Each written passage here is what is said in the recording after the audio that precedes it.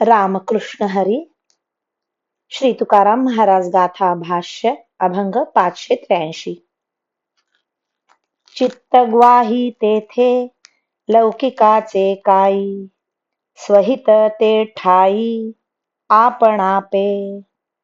मनासी विचार तोची साच भाव, व्यापक हा देव अंतर्बाही. शुद्ध भावा न लगे सुचावा परिहार, उमटे साचार आणिके ठाई. भोगी त्यासी काज अंतरीचे गोड, बाहिरल्या चाड नाही रंगे. तुका म्हणे भाव शुद्ध हे कारण, भाट नारायण होईल त्याचा.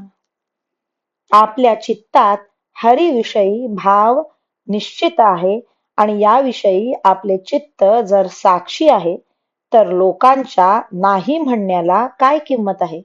कारण आपल्यातील भावाने होणारे स्वहित आपल्याजवळ राहत असल्यामुळे लोकांच्या म्हणण्याला काही किंमत नाही.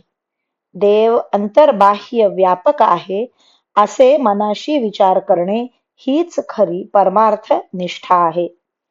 आपल्या ठिकाणी शुद्ध परमार्थ निष्ठा किंवा हरिविषयक भाव आहे किंवा नाही हे बोलून दाखवावे लागत नाही.